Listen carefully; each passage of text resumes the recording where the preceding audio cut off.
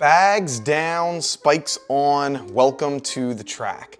Hi, I am Colin Wasteman. I'm going to be your host of this episode of Track World News, presented by Track Barn. And if you're watching the YouTube version of this, you'll see that we are in a new area. We're currently in a hotel here in Eugene, Oregon. We are watching the World Championships go down today, and man, oh man, did we have a lot of action, especially in the 200, which is where we are going to be talking about this entire episode. So let's jump right into it.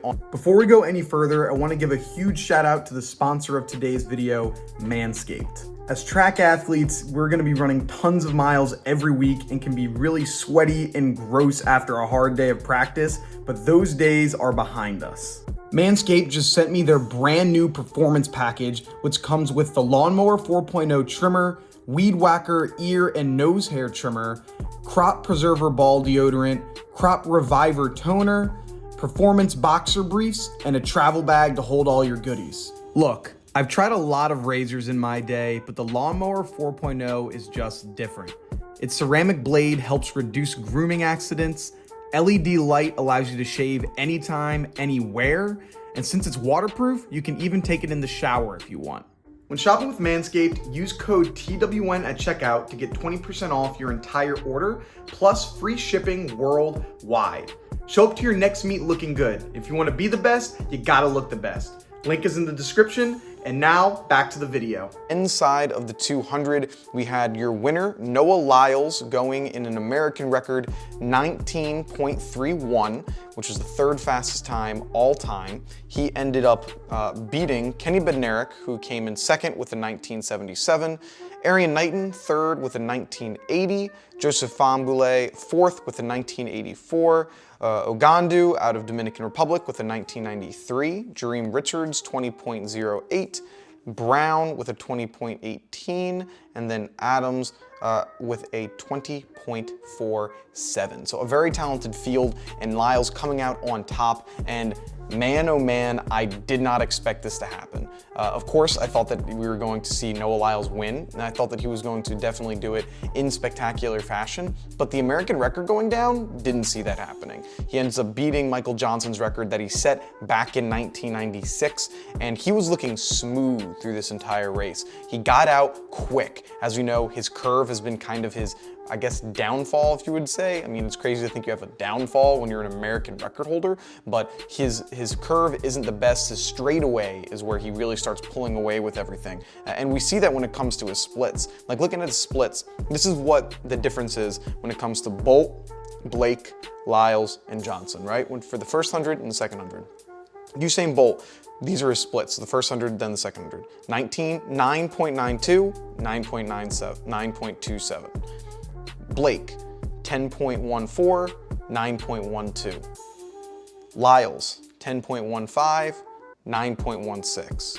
Michael Johnson, 10.12, 9.20. So you see all three of them have very different they have different types of styles where, you know, with Blake, Johnson, Lyles, while their first half is in the 10 seconds, they're closing much faster than Bolt was. Where Bolt, obviously he got out a lot quicker with his 9.92, but he wasn't able to close fast as these other three guys were. And so Lyles, if he can work on that front half of his race, where instead of running a 10.15, maybe he's running a 10.1 flat or maybe a 10 flat, man, we can see some crazy stuff being delivered because his finish, his close is crazy. I mean, he was just eating up ground and really was no contest. I mean, you can see he ran 3.1, the other guy's running a 7.7. You're a half second faster than everyone. Like, it wasn't even remotely close here. And Lyles, like, looking at the race, it was so exciting. Like, at the end, like, he's ripping his uniform off, he's celebrating, he's yelling, he's screaming. It was just, like, so much energy going on, and being in the arena as this happened, like, everyone was screaming on the edge of their seats, standing up. Like, it went silent right before the race. It was spectacular. And it was a full, packed out arena. Just the energy was at an all-time high. And one of the probably the best two races we've had in the World Championship, and I'm so glad that I was here to be able to watch it, back-to-back races. And could we see the world record go down of a 1919? I mean, seeing Lyles put this 3-1 together makes me think that it is definitely possible. I feel he can obviously go into the 19.2s, like, and if you're in a 19.25, that world record isn't too crazy to say. Like, there's a possibility, there's a world where I could see it happen. Is it likely? Is it a guarantee? Of course not, but it's a possibility, I feel. And it's something we have to entertain now, because it's not something that we thought of before. And so now there's this world where Noah Lyles can definitely get this world record, and I think it's within grasp here. It was cool because Michael Johnson was in the facility. He's obviously working the World Championships currently, so it's really cool to have the previous record holder in the arena at the same time that the record holder was. Overall, just an awesome event for sure.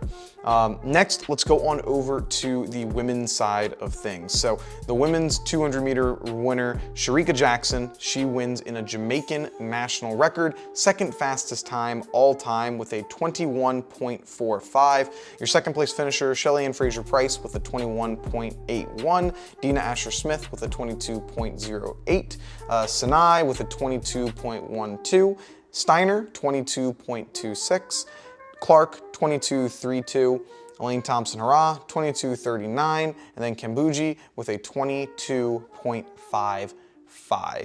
So this was definitely probably the better half, might have been the better half of these two races. So the women went first and then the men go second. And so we're leading off with the second fastest time ever. And what was cool when they're doing the introductions of all of the athletes, everyone else is waving. You go into Shericka Jackson, she's stone cold. She's looking dead straight. She's locked in, she's ready to go. And so you knew something was gonna go crazy when you saw this. Just like Noah Lyles, this was like these were the two favorites going into it for me.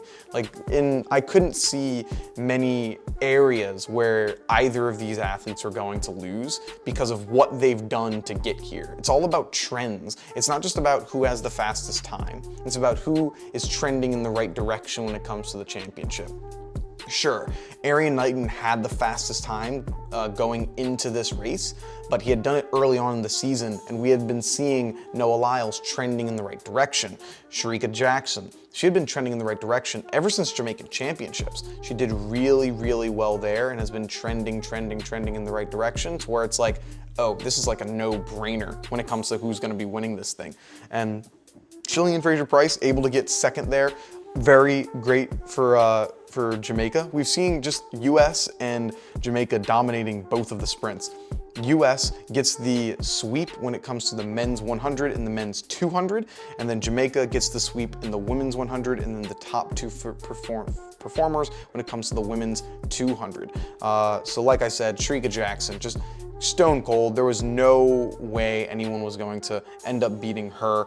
And then Dina Asher-Smith, really great to see her get into that top finishing as well. She had kind of gone through some, issues, questions, people, sure, is she still that same winner that she was back in 2019? Yes, she is. She very much is. Came back with a vengeance. It was great seeing how she transitioned from the 100, where she did pretty well, and over here to being able to get a medal here in the 200. And so, once again, we have to consider the world record. Shericka Jackson, world record is 21.34 set by Flojo. And so is this a possibility? So she's looking at having to cut, what is that? 0.12 seconds. So from Noah Lyles is looking at cutting about the same. So yeah, they're looking at cutting pretty much the exact same. So these performances are very, very similar in regards to the world record. And so I'd say she's got to be in the position to do it as well. I mean, she has a lot of fast track and field ahead of her. And so being able to cut that 0.12 going into, could it be the rest of the season? I don't know. I mean, I'm hoping that she does kind of keep running, taking this, all the speed that you got going on, this peak that you're in, and continuing it throughout the rest of the year. I'm hoping that both of them do, because it's like, wow, wait a second, I'm just running 19.3, I'm running a 22.345. Let's keep this rolling. Let's see what we can do the remainder of the season. Let's get at least 2 or 3 more track meets in us and see if we can drop that time even quicker, because we're in this crazy peak season that we're in right now. So sure, Shericka Jackson, I think, could do it. Who has a better chance of beating the record. I'd say Shericka has a better chance of breaking that 200-meter record than Noah Lyles does of breaking 19.13, because I think 19, because I think that's absolutely ridiculous. But both of them have the possibility of doing it, and I'd like to see them, give it a really good try here. Next, what's the 4x1s looking like? So obviously on the men, we're not going to be seeing Fred Curley on it. He got injured in that 200 meters, so he is off. So right now, if I'm looking at what a 200 is, Noah Lyles is definitely on it. I'm thinking first, probably you might be doing Bracy, or if Coleman, it's like Bracy or Coleman. You might want to do Coleman, I don't know.